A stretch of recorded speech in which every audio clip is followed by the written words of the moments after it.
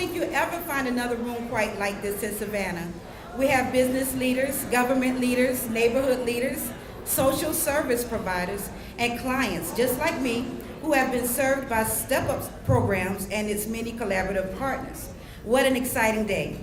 There are over 300 of us joining together around one common goal, creating pathways to prosperity for all members of our community. So as everyone is getting their breakfast and finding their seats, I would like to encourage you to take a moment to meet someone new. As you do, I would like to welcome Jen Singeisen, the Executive Director of Step Up Savannah, to the stage.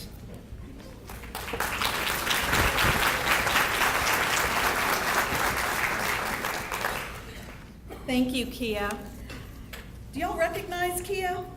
She has an amazing, amazing story, and we were thrilled when the United Way chose to feature her as part of their campaign.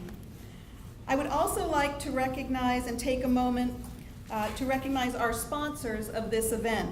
Without their support, we would not be able to put on this free breakfast.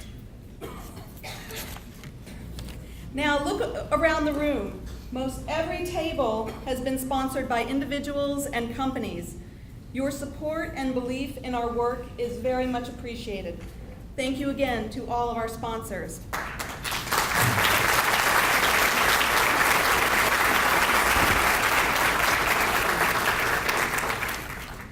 I would also like to recognize our Step Up board members. We have an extremely unique and large and diverse board of individuals committed to improving the economic mobility and financial stability of Chatham County residents. Board members, will you please stand?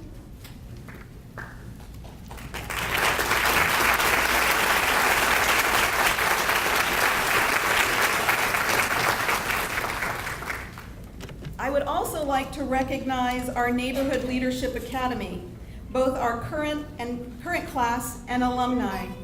Would you please stand? These are emerging and established leaders in our community who are committed to bringing about change in their own community.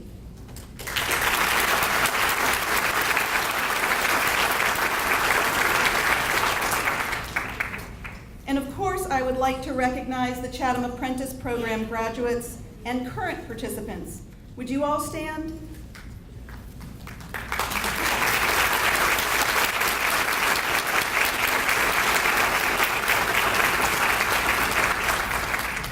Like Kia, all of these folks desired to make a change in their life, to discover how they could create their own pathway to prosperity.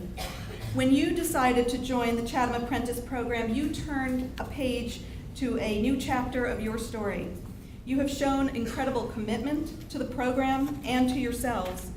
You have overcome obstacles and barriers, and you have proven not only to yourself, but to the world that when you put your mind to something, nothing will get in your way, and that's to be celebrated. Thank you.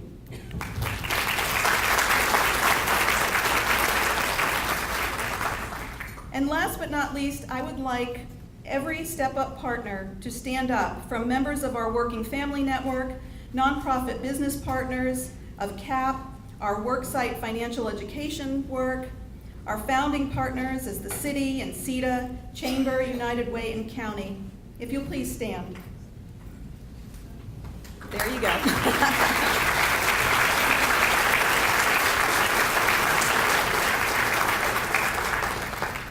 As you can see, it takes a community to step up and create change. Step Up's vision is that Savannah is a community where all people have hope and opportunity, where we challenge injustice, and where all community members step up to reduce poverty. Thank you. Thank you for being part of the all. We could not do it without you. Now, I don't know about you, but it seems lately every time I turn on the television, there's bad news. From extreme weather and earthquakes to the horrific tragedy like in Las Vegas. It's exhausting. And while so much is outside of our control, there is something we can control. We can control how we positively impact and influence our own community. 12 years ago, we asked ourselves, what kind of community do we want to be? By establishing Step Up, the answer was clear. We are a community that promotes dignity and supports families.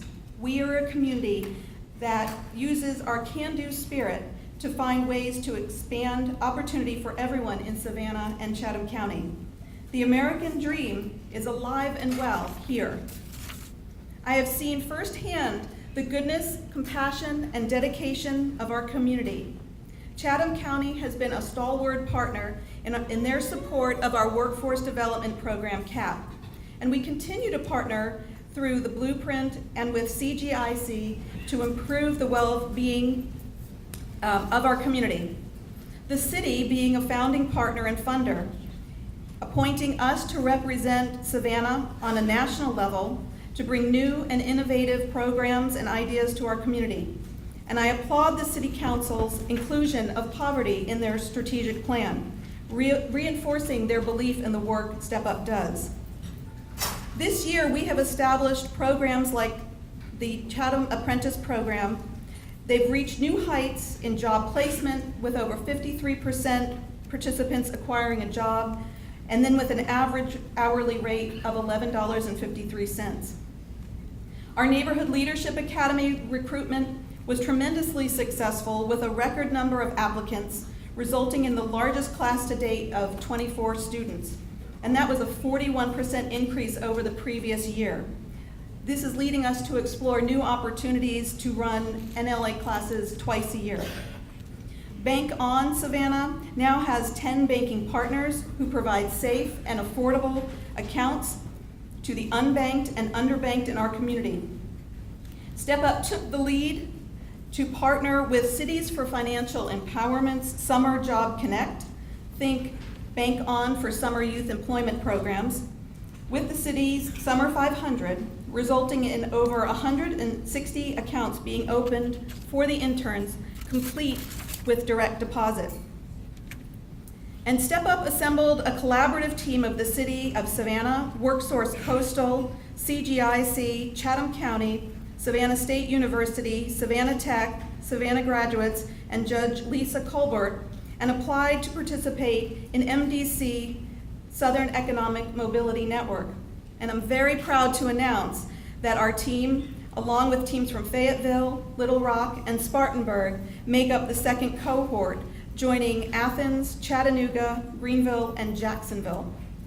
Participation in the network means we will be bringing together leaders in business, government, education, nonprofits, and philanthropy to examine how well our existing systems are reaching young people facing the most difficult barriers to advancement, analyze the policies, systems, and culture that impede their progression, and adapt or build the pathways that connect institutions and social supports from schools to rewarding employment. This is a lot of good news. However, there is still more work to be done. Our challenge is to build an economy that offers opportunity and economic security to everyone who lives here. Every family should have access to quality education, a job that enables them to provide for their family, affordable health care, and a dignified retirement. It is what we all want for ourselves, and it's what we can and should make a reality for our neighbors. Poverty is a community issue. No matter how much your income is, you have a vested interest in this fight. So whether it's workforce development, financial empowerment, advocacy, there is a place for you to step up. We need you. We need your time, we need your talent, and yes, we need your treasure to realize larger job placement rates and higher hourly wages, more actively engaged grassroots leaders, more meaningful summer work experiences for our youth, and durable systems in place for economic mobility in Savannah and Chatham County. So please take a moment and commit to joining us in making our community a place where everyone has a chance for that American dream. One of our amazing partners is the Georgia Budget and Policy Institute. Their technical support and friendship empowers Step Up's policy work, We are proud to be one of the only organizations in Georgia doing this type of work outside of Atlanta. Eric Struntz from BBEI is with us this morning to talk about one of our policy initiatives, the Georgia Work Credit. Eric?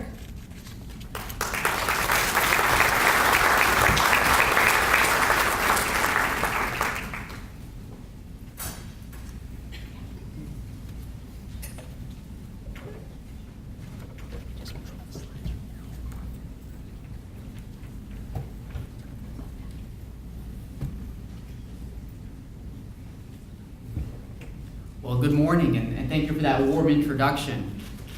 And before we get started, I just want to thank Jen, Robin, the entire Step Up team for putting together this incredible meeting of minds and bringing all these wonderful people together in one place. I'm really looking forward to the conversations we're going to have today.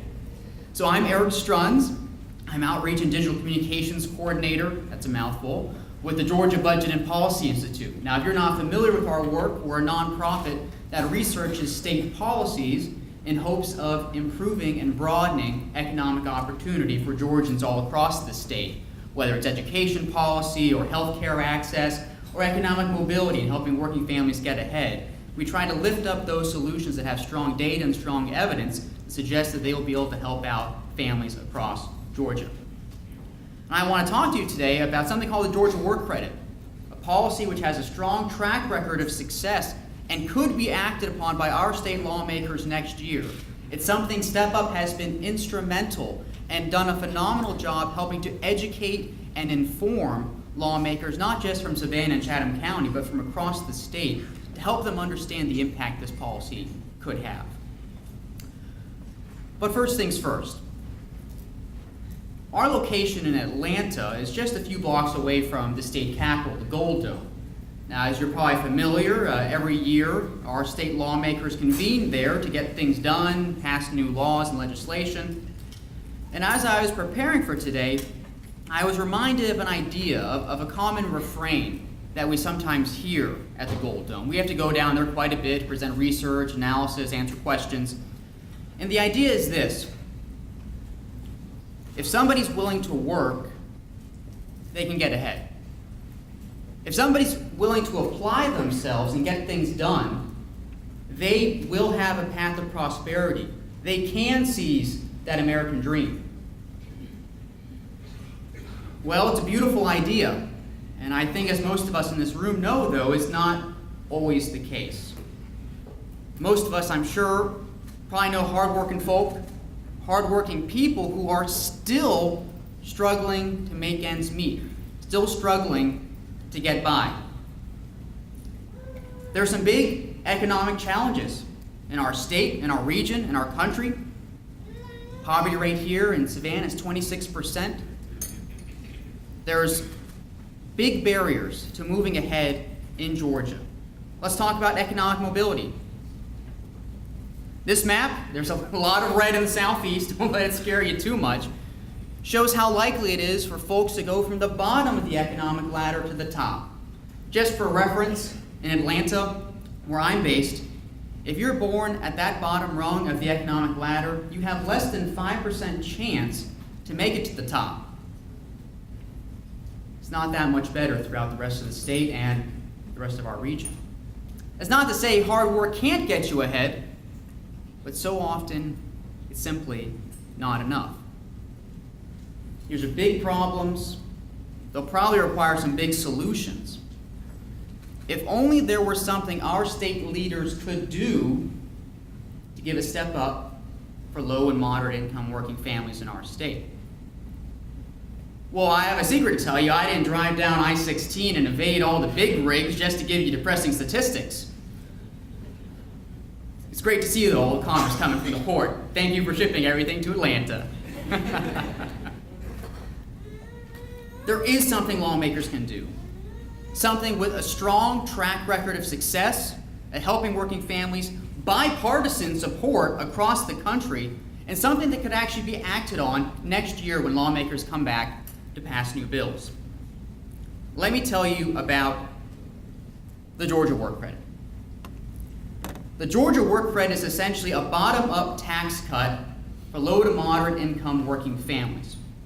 So you're a working family, you get a tax credit against your state taxes, you use those savings, those extra dollars, to repair the car, to pay your bills, to make investments to smooth your current financial situation, or to ultimately help you move up into the middle class. So because you're spending that money at local vendors and local repair shops, you're boosting the local economy as well. And there's some very strong evidence that this happens. And because this credit basically helps make work pay, it strengthens the workforce by incentivizing work, even in some of those low-wage jobs. So basically, if you were a family and you're filing your taxes around tax time, depending on the size of your family and how much you've earned, you do have to be working and earning wages to qualify for something like this. You'll receive a certain credit against your state taxes. That credit will go up the more you earn to basically help incentivize and encourage work up to a certain point. Then once you start and you and your family start to break into the middle class, it gradually phases out to prevent from deterring you from continuing to make more money and keep moving up and out of the lower rungs of the ladder. Now, just by a show of quick hands, does this idea sound familiar to anyone out there? Okay, good. You all get brownie points. You can come see me at the desk outside afterwards. But yes, this policy, this idea is based on an idea which has been successfully proven across the country and many states over the past 40 years.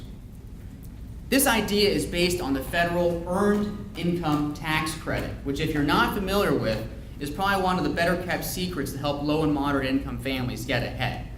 The EITC works basically in the same way for your federal taxes. If you're a low to moderate income family, you'll get a credit which you can then use to make investments to help your life. Now, this credit has been around for decades, since the mid-70s, and over those years, it's attracted strong bipartisan support. It's been strengthened and expanded by both political parties.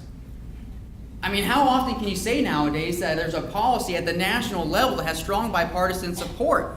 It's wonderful to say those words in the same sentence.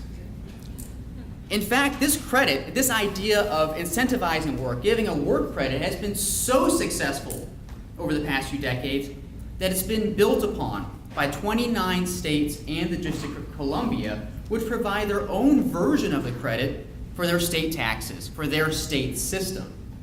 And the good news is that Georgia could be next.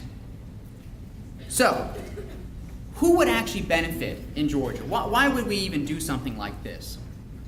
Well, the short answer is there are more than 1.1 million working families in Georgia who benefit or could claim the Earned Income Tax Credit and would benefit from a Georgia work credit, which builds on top of that. Now, these million-plus families include 32,000 right here in Chatham County. Across the state, it includes about 80,000 military families, more than 1 million children, and a whole bunch of moms and dads, too. There are a huge number of working families in our state. They're on the lower end of the bracket. They're working hard. They're trying to get things done and move ahead, but they might need a little boost and probably some support from all of us in this room to actually get up there and make it to the middle class. So it might make sense that just having a little cash available if you're struggling to get by is going to help you. It's going to help you lead a better life. But the research over the years has shown just how many benefits this work credit idea can have for families. In fact, it can have lifelong benefits. You have healthier mothers and healthier babies. And then healthier babies turn into children who are doing better in school, especially on math, as it turns out. That better school performance leads to greater college enrollment, better performance in college. Well, guess what? All that extra educational attainment starts to add up when you hit the workforce. You're getting better jobs, higher wages, and leading a better life, passing it on to your family. But that doesn't stop there. Because you've been earning those extra wages, you're also building a better cushion for your later years and some extra financial security through Social Security later in life. This work credit idea has years of evidence to show that it just can have lifelong benefits for families that benefit. So this is all well and good. It's a great policy, but I don't think any of us in this room right now are voting on a bill to create a Georgia work credit. What can we do about this? Well, your voice matters. One thing you can do is simply contact your elected officials. And if you're not sure who they are, talk to me. I'll help you find out. Call them, email, write them. Tell them what you think about the Georgia work credit or other things that matter in your life. Love the idea, hate the idea, just want to shoot the breeze and talk about the weather. Depending on the time of year, all of those could work pretty well. But beyond that, you might also want to tell people you know about the success of the federal earned income tax credit, especially if you know any families or individuals that might qualify for that type of program.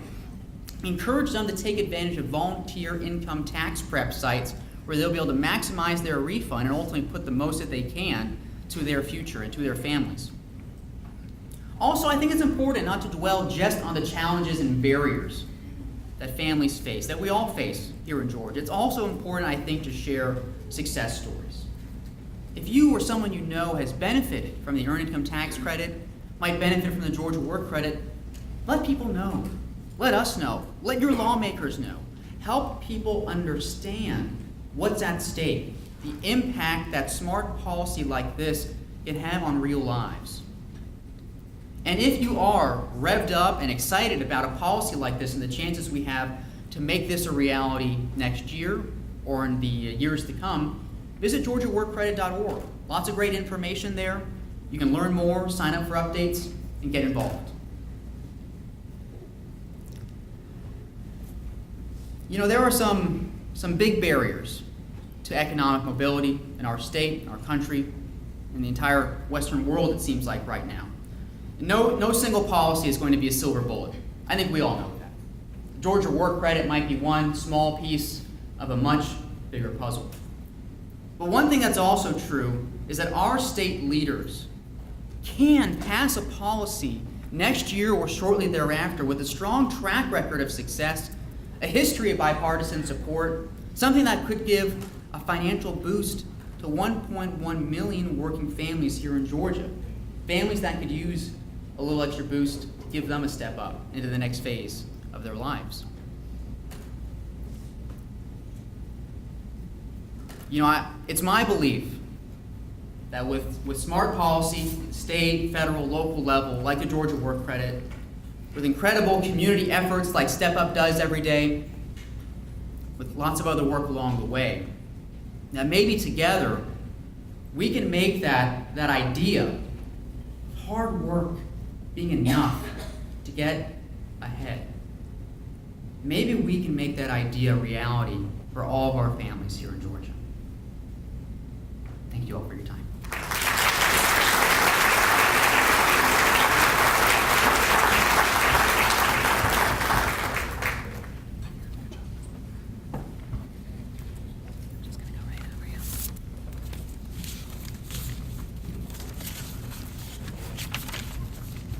Thank you, Eric.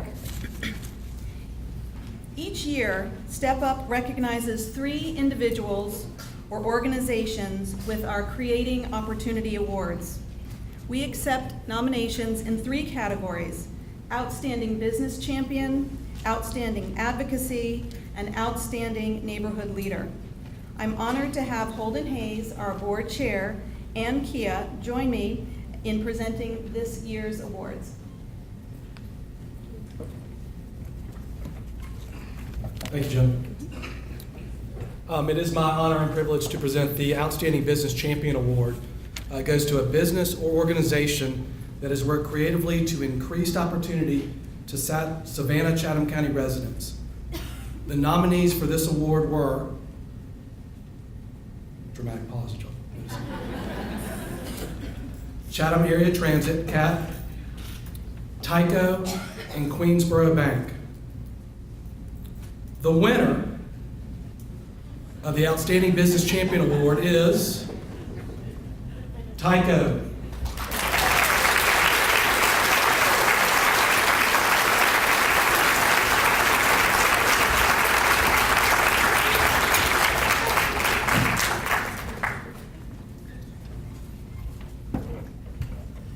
I'll tell you why real quick. So our committee selected Tyco because of their commitment to providing higher wage jobs to graduates of workforce development programs. This year, you can't leave yet. This year, Tyco partnered with CAP and Savannah Tech to offer jockey truck training classes. All graduates were guaranteed an interview with Tyco, with several obtaining a job. Tyco is forward-thinking on how it approaches criminal backgrounds, very important, believing deeply in providing second chances to those who work hard to improve their lives. Thank you, Tyco, for creating this opportunity, and thank you for what you do for our community.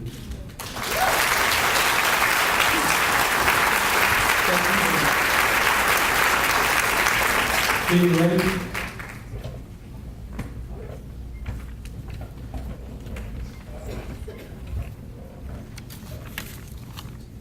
Next, we would like to recognize the Outstanding Neighborhood Leader.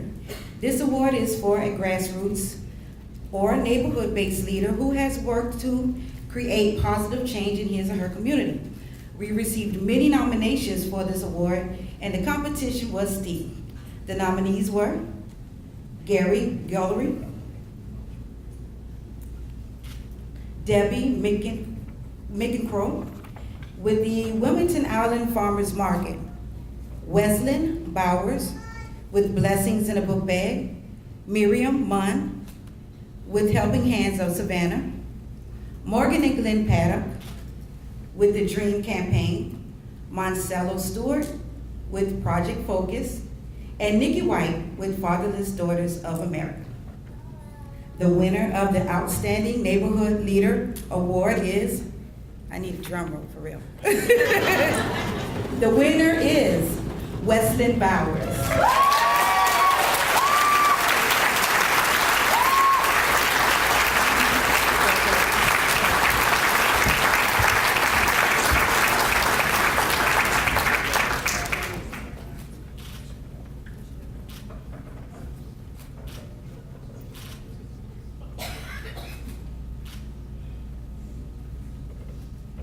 Weslyn, better known by her radio name Lady Mahogany, started her organization Blessings in a Book Bag to provide food, personal items, clothing, and school supplies to youth in low-income communities in Savannah.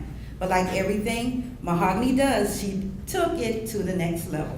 She provides mentoring, dance classes, and community-wide events with giveaways, health screenings, and resources. And apparently that wasn't enough. So she recently became a yoga instructor and now also incorporates yoga and meditation into her work as well. Weslyn was born and raised in Savannah and believes deeply in giving back to her hometown. Thank you, Lady Mahogany, for doing so much to create opportunity for the youth of Savannah. Thank you.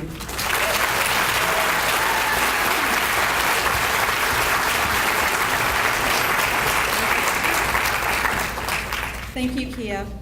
Last but certainly not least, we would like to recognize the winner of our Outstanding Advocacy Award. This award is actually named for Tanique Gadsden Award after our friend, the late Executive Director of the Neighborhood Improvement Association, a woman who represented the best of advocacy in our community. This award is given to a direct service provider in our community who has gone above and beyond in offering assistance and services to residents in need. The nominees for this award are Chatham Act, Talisha Crooks, Vince Delmont with the Frank Callan Boys and Girls Club, Jennifer Graham with Shelter from the Rain, Reverend Charles Roberson with Kingdom Life Christian Fellowship, and Joe Steffen. And the winner of the Tanique Gadsden Outstanding Advocacy Award is, drum roll please, here you go, Jennifer Graham with Shelter from the Rain.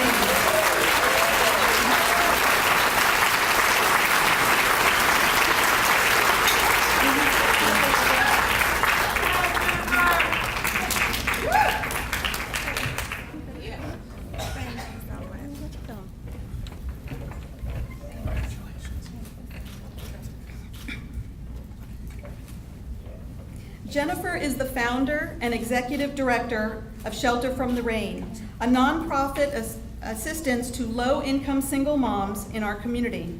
Jennifer was herself a young single mom who was lucky enough to have the support of her family so that she could go on to receive her master's degree from SCAD and achieve her own professional goals.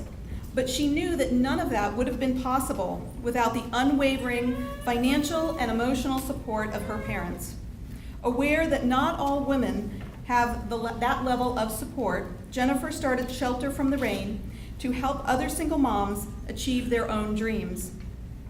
Shelter from the Rain provides food, clothing, baby supplies, and household items, as well as job search assistance, mentorship, and support group to many single moms in our community. Thank you, Jennifer, for creating opportunity for so many mothers and children in our community.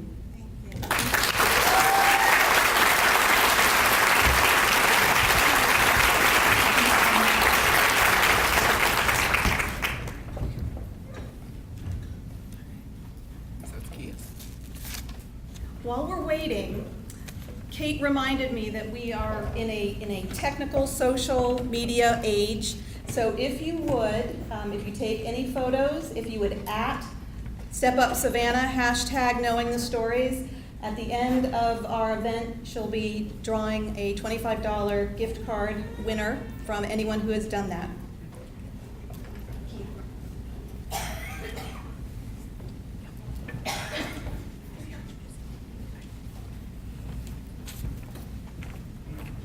Okay, everyone, are you having fun yet?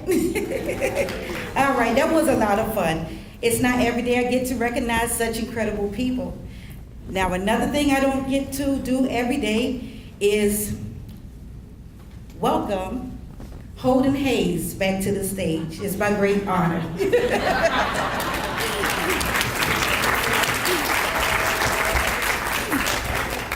I could have so much fun with that. Just to clear the record, I am not running for mayor. So I'm filling in for Mayor Deloach, who could not make it. But I'm very, very excited about introducing the speaker. We are extremely fortunate to have her come up. So thank you for the opportunity to allow me to introduce her. And I'd also like to thank, again, our award winners, Tycho, Lady Mahogany, and Jennifer Graham for the amazing things you're doing for the community and the amazing things that everybody is doing in the community. Working together, we can accomplish much. So, more importantly, let me introduce our speaker. So, Rachel Schneider. Rachel is a Senior Vice President at the Center for Financial Services Innovation, an organization dedicated to improving the financial health of Americans. Rachel is a sought-after expert who speaks and publishes broadly about issues in consumer finance, offering frank, insightful assessments of the financial challenges facing the majorities of Americans. Her research has been featured in the nation's top publications, such as the New York Times, the Wall Street Journal, Huffington Post, and many others. She speaks frequently at a broad spectrum of events, from Money 2020, Federal Reserve Board, FDIC, and the CFPB conferences, to CFED's Assets Learning Conference. There are a lot of acronyms, I'm working on these.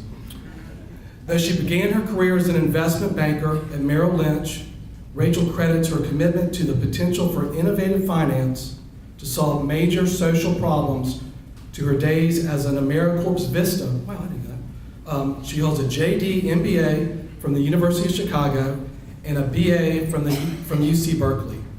Please join me in giving Rachel a warm Savannah welcome.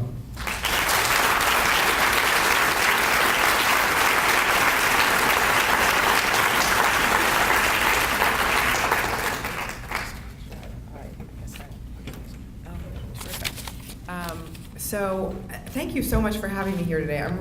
I feel so inspired by what I've heard this morning and what I've had a chance to learn about Step Up Savannah and the work that you all are doing. I'm really just gratified to be a part of your event. And I feel like this is a little harder than some of the talks I give, because you all, many of the people in this room, are working on the issues that I've been researching, and you are living it day to day and experiencing the kinds of challenges and opportunities that I'm going to talk about. And so I really look forward to getting to talk with more of you during the Q&A and afterwards, and hear if what I'm saying resonates with you. Does it sound true? Does it sound like what you're seeing, or what you're living? And I hope that the way that we've tried to describe this work through the financial diaries, which I'll talk about in a moment, gives you some additional language and some additional ways of understanding and talking about and thinking about the work that you're all doing. So before I dive into talking about the financial diaries, I'm going to ask you all a question. Does anybody here know the game Life? Anybody? Yes, I have a few hands. People play this game. It's sort of a goofy board game my kids are into lately, and I actually played it when I was a kid. And it's a funny board game because the whole point is it's supposed to be the game of life. What happens is everybody gets a little plastic car, and we have a big discussion in my family about who's going to be which color, and then you spin a dial, and you spin this dial and you move from step to step across this board game. And at the end of the board game, whoever has the most saved for retirement wins, which it's shocking and amazing that this has been able to be made fun, right? I like it, right? And the fun part is, you pick little cards and they tell you how many steps forward you can move, stuff like that. But the game of life in this board game is really, you really only have to make 3 decisions, right? The entire game, you decide whether you're going to get a job or go straight after high school or go to college. You decide whether you're going to buy or rent. You decide whether or not to have a baby and how many. And that's it. Everything else is left up to chance. And this idea that that life is sort of a steady upward climb, right, from having less to having more at retirement, with just a few big decisions, is really an important concept within our society. We think that's how it works, right? And we think that's how it works because we have this model of the life cycle arc, and everybody starts in one place, ends up somewhere else, and it's just sort of you work as hard as you can, of course, but you sort of slowly and steadily move upwards. And that is how it works for a lot of us. And in that model, what really matters is slow and steady saving. Can you stay disciplined? Can you stay true to your long-term objective, right? Can you spend less today in favor of having more later? That's what matters if you're living on the life cycle arc. And yet, what we see when we actually go and talk with people is that not that many people are living along that smooth and steady climb. In fact, a lot of people have a much more complicated existence. And so, I had the really good fortune to be part of a research project called the U.S. Financial Diaries, where we got to go and talk with families across the U.S. about their lives in a very deep way. And so the research was funded by the Citi Foundation and the Ford Foundation and the Omidyar Network. And really what happened is those 3 foundations at the end of the financial crisis, or I shouldn't say the end, shortly after the financial crisis in 2008, 2009, they were saying, there's clearly a huge amount of financial fragility that was hidden, that we didn't see because of rising home prices and easy availability of consumer credit. So look, how can we understand what's really going on with families? And so they came to Jonathan Mordock, my partner at NYU, and another partner of ours at the Bankable Frontier Associates, and also to my organization, CFSI, and they said, what would you do? How can we go understand this better? And Jonathan, my partner at NYU, had done research in the developing world called the Financial Diaries, and we all were inspired to repeat that research here in the US. And so what we did is we hired 10 field researchers scattered across the country. They were in New York, California, Mississippi, and along the Ohio-Kentucky border. And each field researcher worked with 20 or 30 families and gathered incredibly detailed information about their financial lives for a full year. So the idea was, can we learn about every single dollar that the families earned, spent, borrowed, saved, gave away, really everything, and create this full picture of people's financial lives. And along the way, we would get to know them, right? So we'd have this incredible benefit of not only having a bunch of numbers, which we collected lots and lots of numbers, but we'd get the backstory. We'd get what happened beforehand. We'd get to ask why people were doing what they were doing. We'd get to understand how those financial choices then worked out. And what's really powerful about this in some ways was really an expansion of how we understand financial lives in the US. So we have a long history of thinking about people's income, right? Do they basically have enough to live their lives? And when we think about poverty itself, we usually define it in America based on income thresholds. And we collect lots of data about income. And then in the 90s, we started thinking a lot more about assets. And there was an incredible movement around saving and wealth building, and an increasing understanding that the wealth gap is just as important as any income gaps. And in some ways has bigger structural consequences even than income gaps, because wealth persists over time. What the diaries allow us to do is add a third lens. And so if you're a business person, like you've already heard this probably as 3 financial statements, right? We think about the income statement, we think about the balance sheet, we think about then cash flows. And so because the diaries, we were collecting data over time, we could see how money moved through a family over the course of a year, which gave us really a whole new lens into what's happening in people's lives. And we came to think of it really as a whole new way of understanding inequality. Because of course, what emerges is new understanding of how people are struggling and how that struggle is not equally distributed across our society. So what's most powerful about the diaries, is often the stories, because we're able to give voice to the experiences that people are having. So I'll tell you one story that has really stuck with all of us who worked on the project. So we got to know Becky and Jeremy. They live in Ohio. They're not quite rural, not quite urban, sort of, in between. And the day that Jonathan was out talking with Becky, one of the days he was talking with her, it was a gorgeous day, like beautiful sunny day, right? So the kind of day where everybody's in a good mood. And yet Becky was really irritable. She was just cranky and out of sorts. And Jonathan asked her why.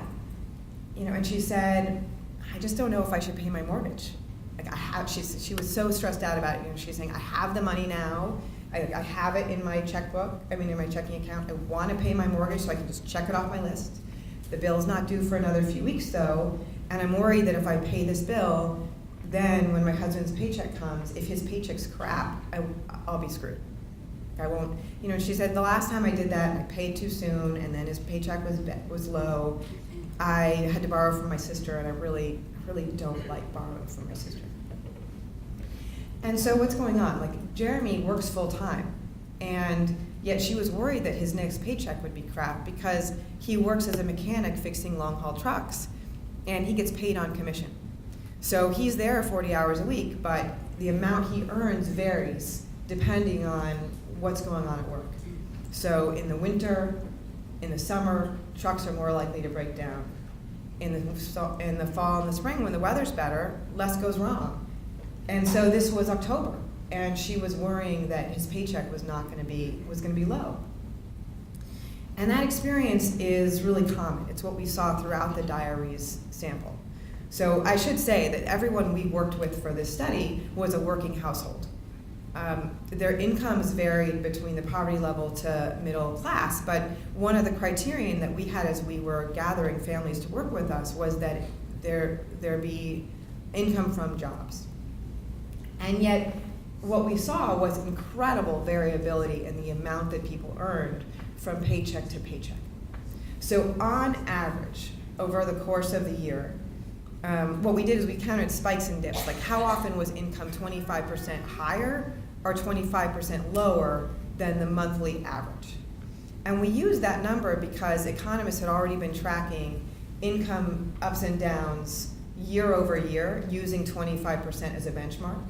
And we wanted to understand if what they were seeing in the year-over-year volatility also showed up in intra-year volatility. And it did in spades, right? What we saw was that in almost half the months of the year, in 5 months of the year, families were experiencing spikes or dips of 25% more or less. And what's really shocking about that is that the spikes and dips we were seeing were actually more like 50% higher and 50% lower. we were just using 25% because it connected to other research. But so when you think about that idea, like that your income might vary as much as 50% more or less than the average in half the months of the year, right? It's like all our ideas about how people should budget kind of go out the window. That idea that you would only make 3 big financial decisions in your life goes out the window. It's not how it is, right? So Becky isn't making one big decision about whether to buy a house or rent a house. She's making a regular decision every day about should I pay my mortgage or some other bill. It's a very different experience of a financial life that emerges when you see this kind of ups and downs. And it was really common throughout our sample. So only a handful of the families, 2% of our families, were experiencing no volatility. It is concentrated, but what's happened is we released these early findings a few years ago, and so other national studies started asking this same question and started finding that this kind of volatility is really common in our society. And in national samples, what you're seeing is that about 1/3 of Americans report that they have ups and downs in their income. About 13% say that that's impacting their ability to pay bills. And the numbers are, of course, higher for certain populations. So African Americans and Latinos are much more likely to say that they're experiencing volatility, and much more likely to say that it's affecting their ability to pay their bills. And the underlying reason here is really about the labor market, right? So what's happened, and you know, you kind of can't turn on the news without seeing something about this, but the labor market has really shifted over the last decades. And what's happening is the middle is hollowing out. So higher income, higher skilled jobs are growing, lower income, lower skilled jobs are growing. And in the middle skilled jobs are declining. So that's a piece of the story. But the other piece of the story is really a huge shift in risk. And there's a Yale political scientist who wrote a book called The Great Risk Shift. And what he describes is really a lot of what Becky and Jeremy are living, which is the idea of shifting risk from large institutions down to individuals. So Jeremy's job is a great example of that, right? He is sharing in the ups and downs in demand for the services that his employer provides with his employer, right? In some work environments, like many, and certainly more in the past, like the employer would bear the risk of the ups and downs in demand for services. But in this case, right, the employer is passing that on down to Jeremy by flexing his income based on how many trucks come in. And that risk shift puts a lot more responsibility on families. And then at the same time, you combine that with the fact that spending is inherently lumpy. So this was really surprising to my co-author, Jonathan, because he's an economist. And economists have a whole economic model about the idea that you're going to smooth your spending over time. Right? So in that life cycle arc I showed you at the beginning, I remember I learned about that first in law school because my law school professor was saying, you know, you all are students now, but you know you're going to be lawyers later, and you're probably spending like future lawyers. And he was right. Like we were spending like future lawyers because we were smoothing our consumption over our life.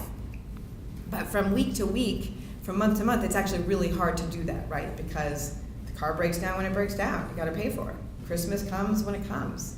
Beginning of the school year comes when it comes, right? So there's inherent lumpiness in spending.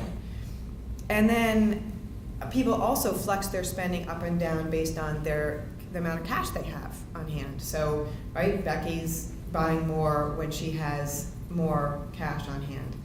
And so ultimately what we saw was that spending was just as volatile as income. And then, so that means that what people are doing is they're trying to match these ups and downs in income with their ups and downs in spending. And there's and that really is what explains the constant decision-making process that Becky is doing as she manages their bills. And again, there's just like with the income story, there's a sort of national trend behind it. Same thing with the spending story. And the trend there is the rising cost of living relative to stagnant wages. So the Federal Reserve has made a huge number of headlines, rightly so, with this statistic they put out that said that only about less than half of Americans can easily come up with $400 for an unexpected expense. And it's sort of a shocking number. Less than half of Americans can come up with $400 easily.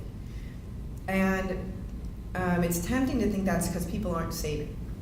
But I think actually what's going on is that the differential between what people earn and what they have to spend to make their lives work has narrowed. And so the extra cushion people have to put aside money just isn't there. And so, so what does that mean for somebody like Becky? So what Becky does is she stockpiles, right? 'Cause we didn't see any sort of powerlessness or lack of activity, when confronted with these issues when we talked to diary families. What we heard were lots of creative and resilient strategies.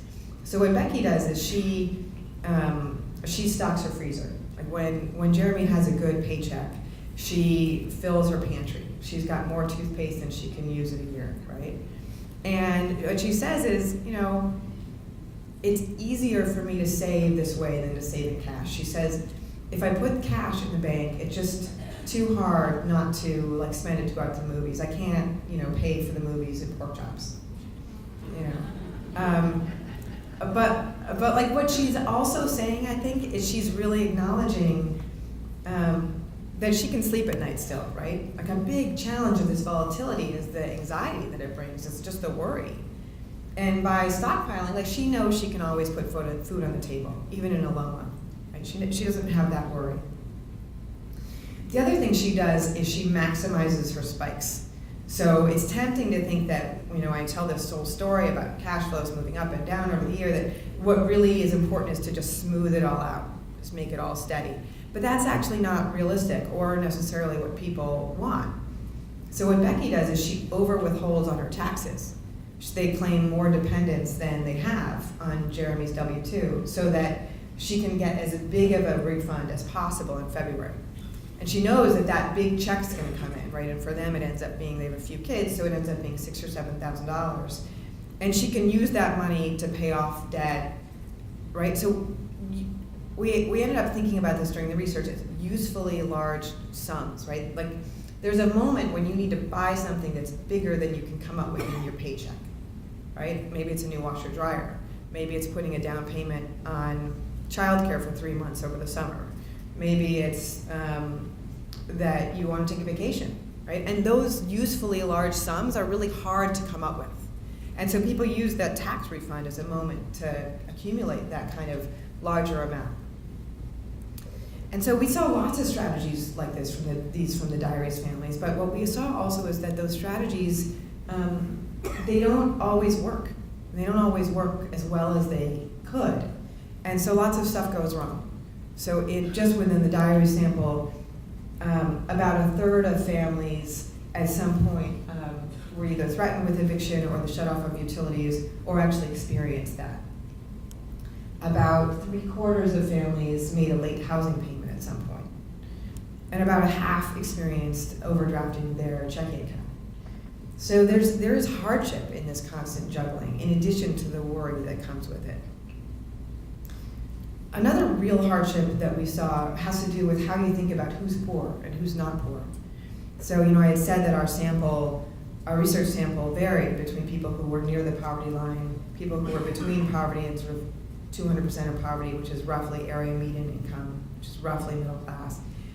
But that was just if you look at the overall annual numbers, and that's how we tend to define poverty in our country. But what we saw was that most people in our sample experienced some months of the year where they were poor, even if they weren't poor on average. So among this group of people who were sort of above the poverty line but not quite to 200% of poverty line, 56% of the higher income group in that same group, and 94% of the sample was really close to the poverty line, experienced some time under the poverty line. And when they did experience time under the poverty line, it was, on average, it was 4 months. Among the group who was really, roughly middle class, people who were earning 200% of the poverty line, nonetheless, about a third of them experienced some time under the poverty line. And for them, it was about 1.5 months. And so all of our models about how to deal with poverty, they don't really take into account this reality, right? We think about the poverty as families who are poor all the time and are stuck in poverty, can't get out of poverty. And that exists, right? That's a real problem in our country, and it deserves the attention it is getting. But if you actually look at the number of people who are poor at any moment, just like kind of take a snapshot in time, who's poor today, half of them are going to be these people. Half of them are going to be these people who are not always poor, who are working, but who are nonetheless sometimes poor. And that's a very different kind of problem to try and solve than the always poor. Not a more important problem or a less important problem, but just one that requires different strategies. So we have to think about different kinds of tools to help people to manage that experience of being sometimes poor. Becky was in that situation. So Becky and Jeremy had 6 months of the year that we tracked their finances where they were below the poverty line. On average, they were probably in this 56% bucket up there, where they were heading towards middle income. And they owned a house, they owned cars, they had retirement savings. And yet when they had these months when they were below the poverty line, Becky had really no choice, right? She signed up for state health care for her kids. She signed up for food stamps. And she felt terrible about it. Terrible. She said, there are people who are worse off than us.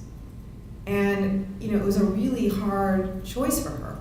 But she also, felt like she didn't have a choice. She really needed that help in those months.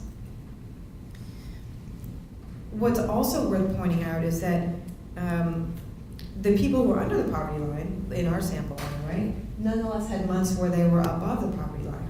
And so this idea of who's poor and who's not poor, it's actually much more fluid than we give it credit for.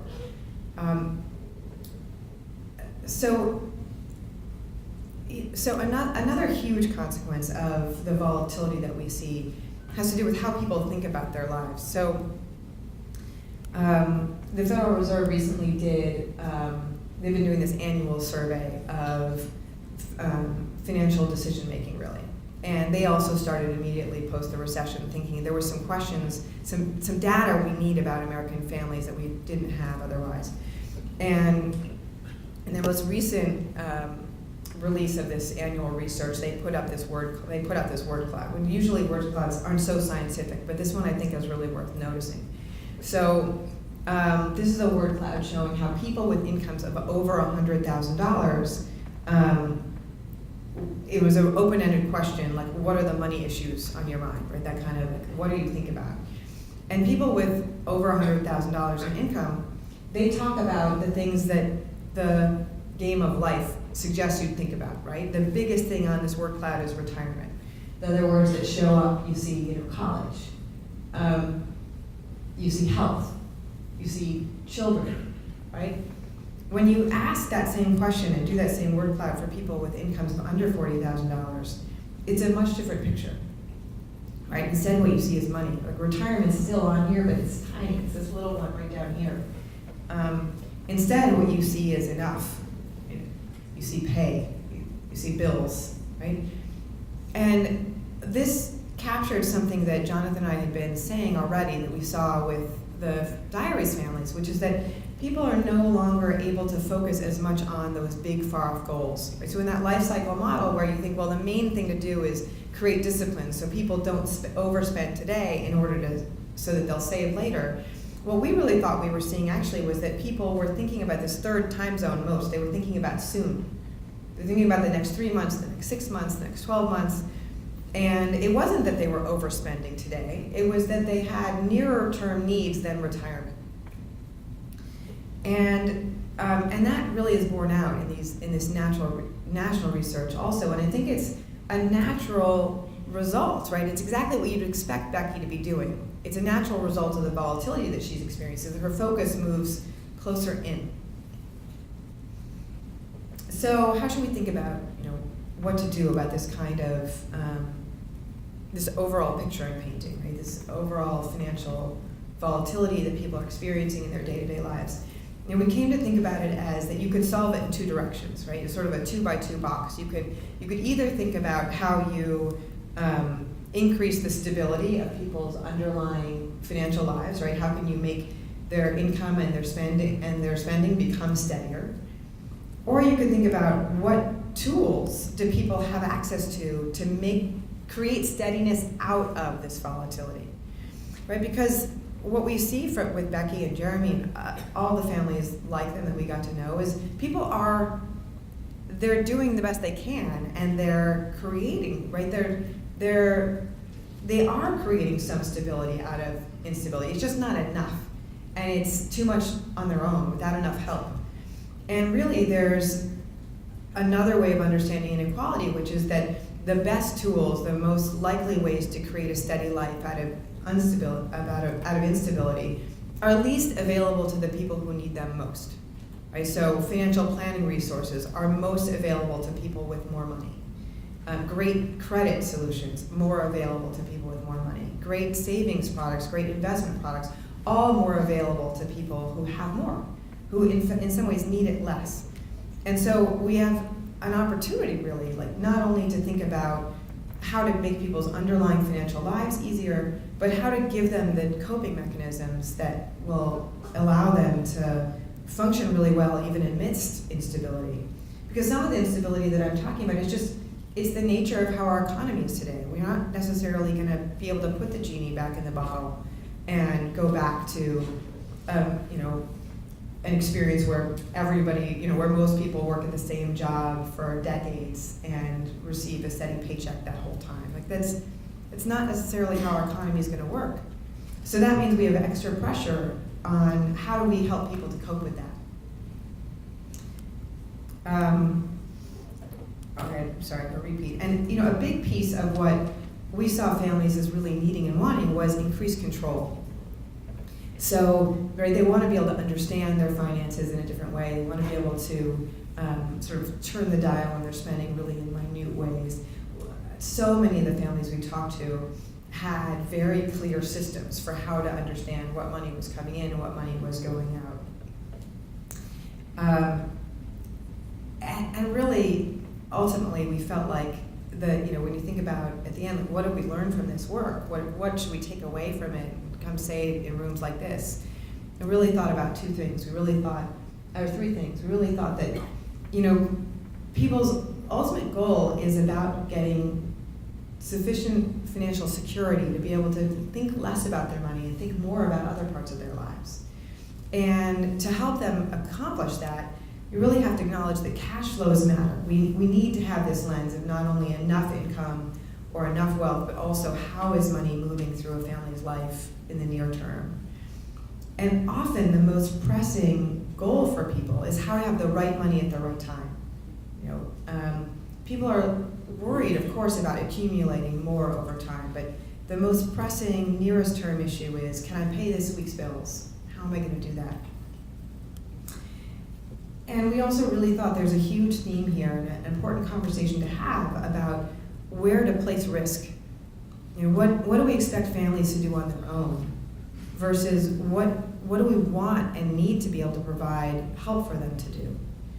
And as I think about that, I do think it's going to be about coming up with some new models. It's, our existing tools for managing the ups and downs of people's lives are insufficient.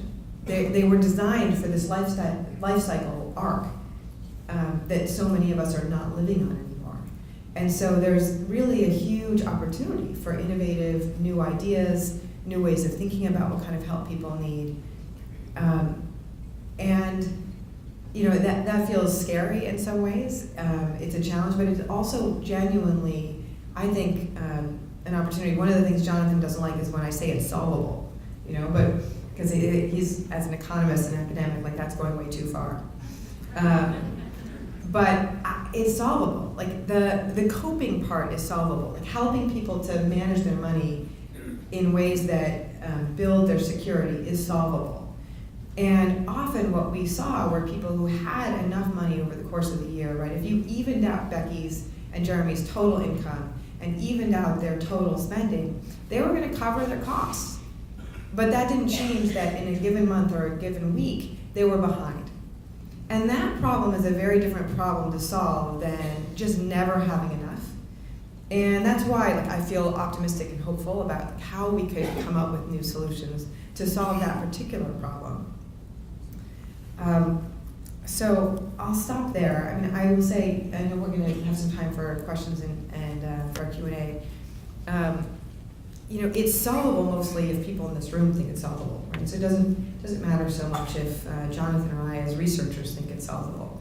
But the work that you all are doing is what makes that possible. So thank you all very much.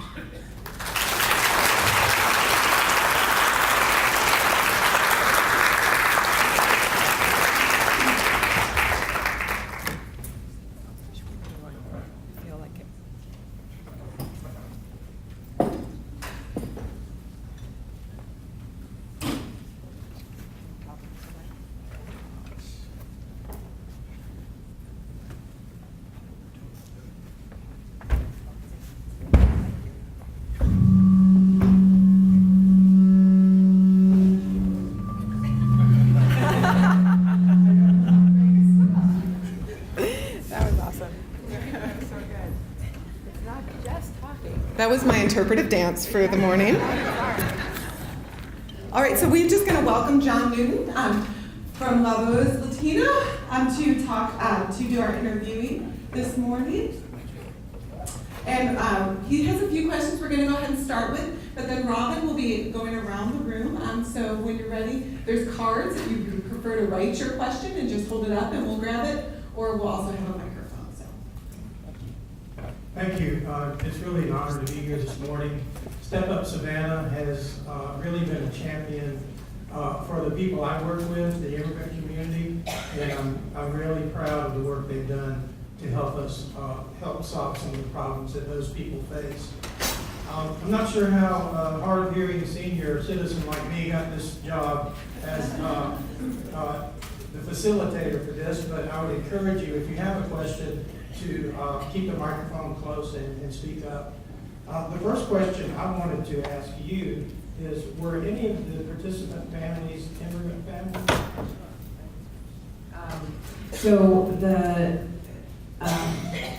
Yes, so we had, the way it worked really was each field researcher had a different kind of, sort of a different profile of the families that they were working with for the most part.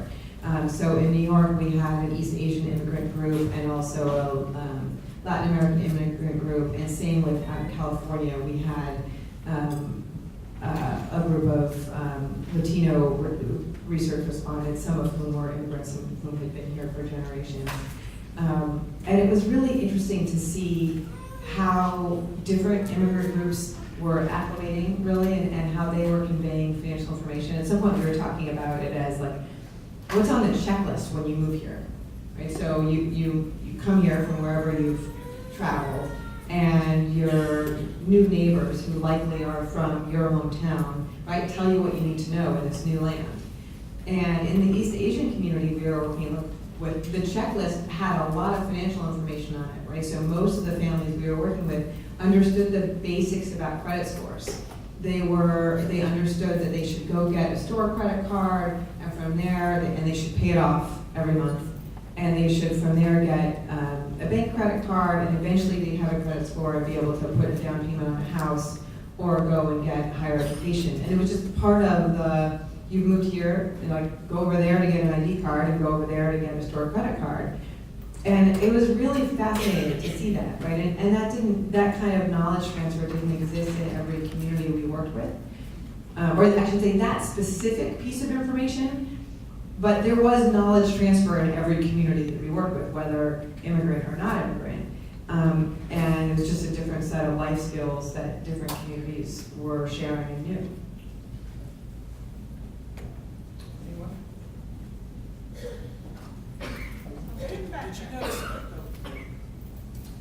Did you notice a difference in an anxiety level between people that owned a home or people that rent?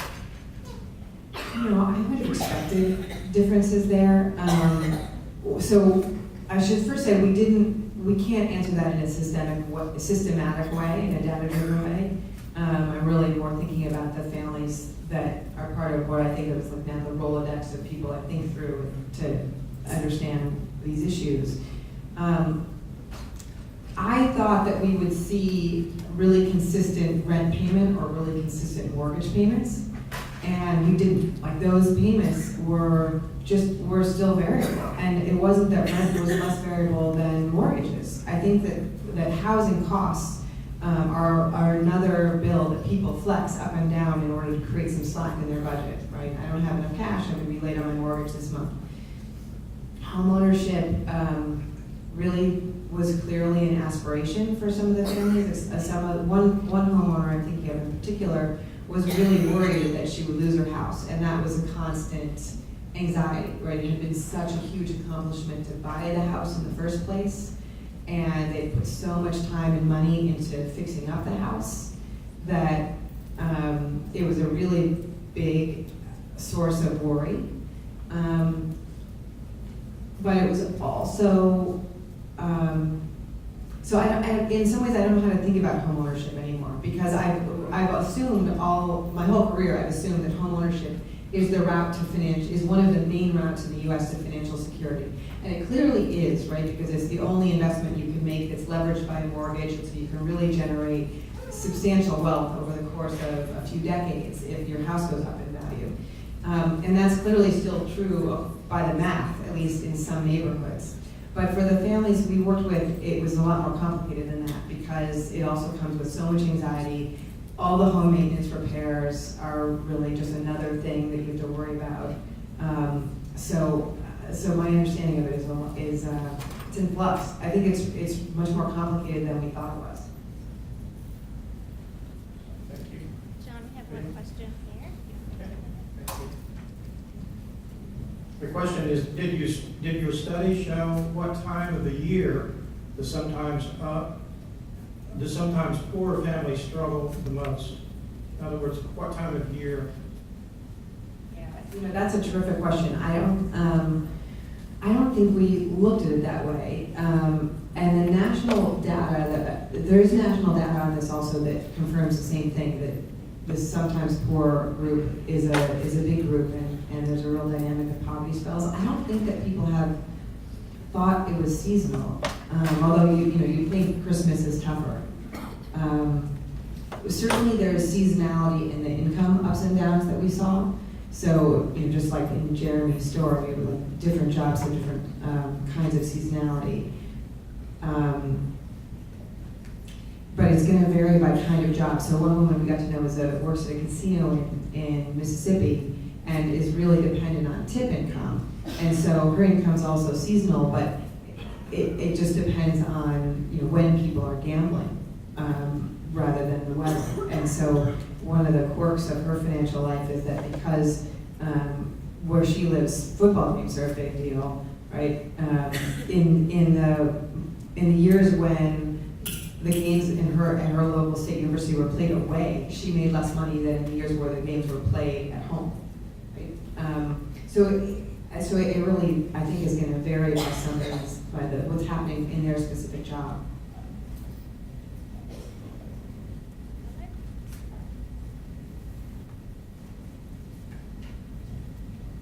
Did your research also account for services available to participants? And as a follow-up, it says you mentioned that Becky felt bad about taking food stamps. Was it also common to find people not taking help due to pride or feeling that they didn't deserve it? Yeah, that's such an important question. So we did capture that, like we did collect information about what benefits people were receiving. And interestingly, the benefits did not diminish people's volatility, which is what you'd hope they would do, right? You'd hope that they'd be available to smooth it out for people. But in fact, benefits were sometimes an additional cause of volatility because the requirements for going and, receiving benefits are onerous. And so, and also there are paperwork mistakes and just errors of all sorts. So Janice, the casino worker I'm mentioning, her son was eligible for unemployment insurance at some point, and he was living with her.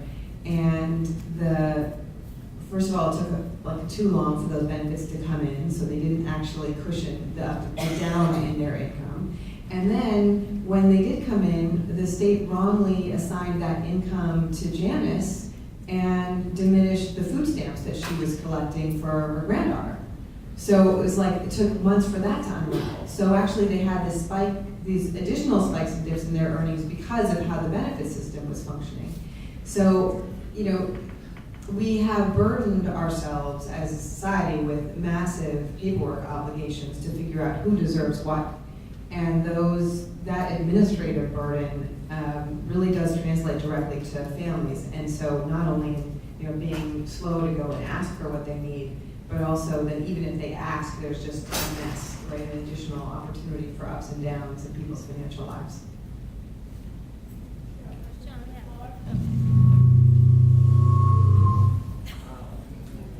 Good morning, Ms. Schneider. Thank you for your presentation. It was wonderful. One of the aspects I think that is relatable across the entire audience is this idea of grabbing the spikes, right? When a large sum comes in, no matter what your income or background, you understand that's relatable to something. You decide whether or not you're going to save with it or spend, vacation, as you mentioned. I wonder if part of that conversation for you or your team has included the idea of universal income or basic income, and how that might influence that opportunity of grabbing the spikes and maybe homogenizing for a family what they can anticipate? So I have not done a single talk about the diaries where universal basic income did not come up, which I think is remarkable given how new it is as a policy idea in the US and really how little work is actually being done on it to date. And Jen and I were talking about this idea on the way here this morning. So universal basic income is a proposal that a number of people are now really championing, which is the idea that every person in the country should get a certain amount of money every year. And they do this in Alaska in a way. It's called the Permanent Alaska Fund, I believe. But essentially it's that everybody gets a check every year that's a dividend from the oil revenue that Alaska produces. And so in the US, people are proposing, what if every American got $12,000 a year? And some advocates say, well, then you would replace all existing social services with it. And so it's really an answer to what I just complained about, because you get rid of all of the administrative work around deciding who gets what benefits and just say, everybody gets this amount, we're done. I do think there's a lot of power in that idea. There's a lot of power. To me, the most important thing about it is to give people cash and trust them to do what they need to do with it to make their lives work. So our existing benefit structure is organized around services and organized around specific things that we have decided have value, right? You can get help with food, or you can get help with medical, or you can get help with housing, because we've decided those specific things are worth subsidizing. The basic income idea says we're just going to give everybody cash and they'll figure it out. And I think that level of trust in each other is really warranted. It's reasonable. People mostly will do the right thing. And there have been some studies, one of the worries is then that there will just be increased spending on vice, right? More cigarettes, more alcohol, more drugs. But in studies of these kinds of cash transfer systems, there's been no documented increase in that kind of spending. Because people mostly do what they need to do in their life. So I think there's a lot of power in that idea. I think to me, what's more, what I am really thinking a lot about and pushing is the idea that it doesn't necessarily have to be a large amount into every American. It could be a smaller amount to people with lower incomes and available when they need it. So I'd rather, instead of sending everybody a check, I'd rather say, okay, everybody has the ability to call this number and get this check at the moment that they need it and ask for it. Because I feel like there's something about the spikiness of people's financial lives that's very hard for them to manage. And what you really want to know is, well, I've got a cushion when I need it. But I don't know. I think these ideas are really interesting, and I think it's amazing that they're even on the table in a way, because it's a big idea to talk about a universal basic income and a really dramatic change in how we think about the social safety net. But I think people are really hungry for some big new ideas, and that's why that idea is gaining traction. This question is about regional differences in stress levels. The question is, did you find a difference between people in states with more progressive policies, such as California or New York, versus those in Mississippi, Ohio, Kentucky? You know, in a way, we weren't really set up for that. Like our sample is just not big enough. We had 235 families overall. To really start to get at differences within the sample, you need far more. The reason we were in different locations the way we were is that we wanted to have a representative understanding of American life. We wanted to, and so in a way, what we were set up for was to see what's the same in California and Mississippi. And my take is a lot is the same. Right? This basic story about how our income has changed, our labor market has changed, and wages have stagnated, and cost of living has gone up. That's the same across the country. And the result of that for families in their day-to-day life is the same across the country.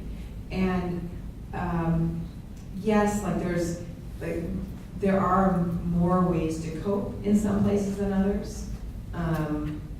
More of a social safety net, or more, financial institutions who are providing great options, or more of a community network. But in a way, that's on the margins. Like the core story is actually pretty consistent. I apologize, we have more questions than we have time remaining, so I'm going to ask this final question. Did the study include persons who had a criminal background? So we didn't screen out for that, but I suspect that the families who were willing to spend this time with us were less likely to have criminal backgrounds. This was a huge, huge investment of time by the families, and I mean, we're so grateful and lucky that they spent this time. But when you think about what we ask people to do, we said this field researcher is going to come sit down with you every few weeks and go through your finances in minute detail. The people who were willing to do that were people who were more connected into local NGOs, right? So that's how we met them in the first place, or they believed in and understood the overall objective. We explained why we were doing it, right? We're going to tell your stories. We're going to try and make change in public policy. So it was people who were motivated by that, because it's such an enormous imposition. So we did hear about plenty of illegal behavior, which made us know we were actually getting the full story from families. They weren't holding back from us. And they trusted our field researchers enough to share what was really happening in their lives. But I suspect we just didn't have very many people with criminal backgrounds who thought this sounded like a awesome way to spend their time. Thank you, Rachel.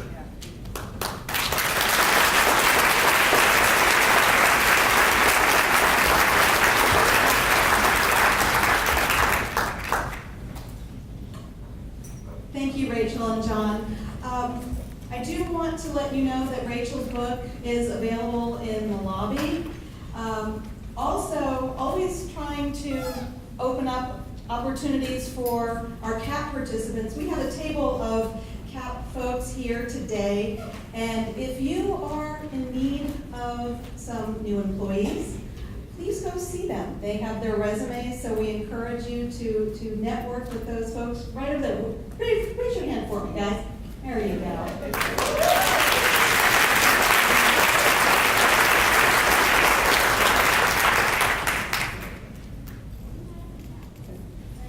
Oh, there's some CAP, I'm sorry, CAP participants in the back. Raise your hand. There you go.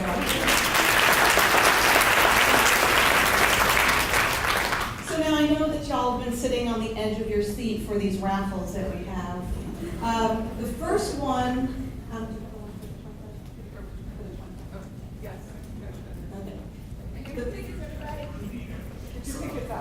so for those of you who tweeted at us and used the hashtag knowing the stories, the winner is?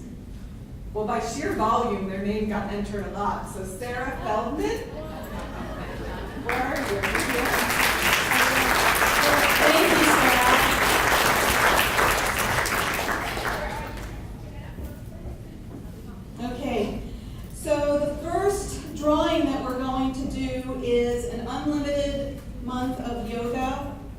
Savannah Power Yoga. It's a $135 value. And let's see. You want to pull our yoga winner?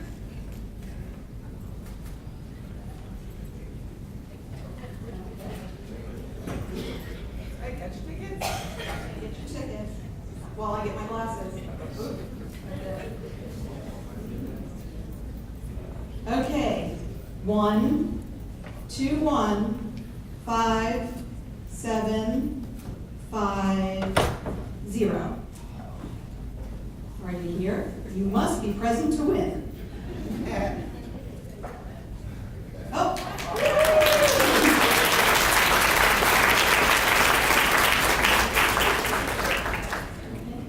Next, we have a variety of wines. They're Italian red wines valued at $240 for 3 bottles, so that's some pretty good wine there.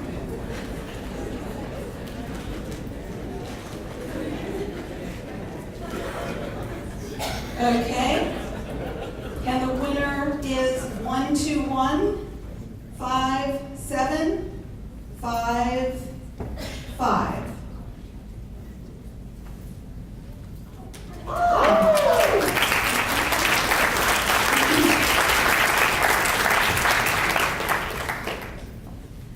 Okay, and the one that I know that you've been sitting at the edge of your seat for, the JetBlue 2-round trip tickets, valued at $900.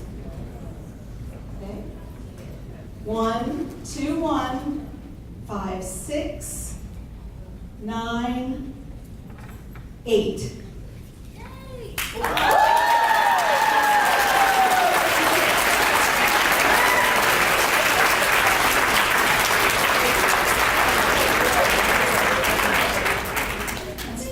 That's perfect. Congratulations.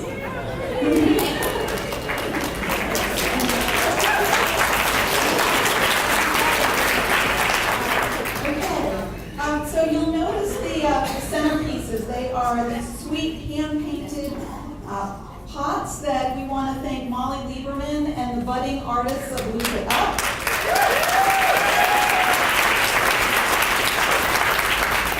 Each flower pot is a unique piece of art and can be yours for a donation of your choice. So if you just have to have that little bit of art, pick it up and you can see the ladies in the lobby. Also, I wanted to mention that when you sat down, there was an annual campaign card at your seat. If you haven't done so already, I would ask you to consider contributing to our annual campaign. Your dollars ensure that we will be able to continue and expand our work in the new year. So whether it's cash or credit card, the volunteers in the lobby will be able to help you with your donations. In closing, I would like to thank you all for joining us here this morning to help us celebrate what we've accomplished this year. And we look forward to seeing you next year. Thank you.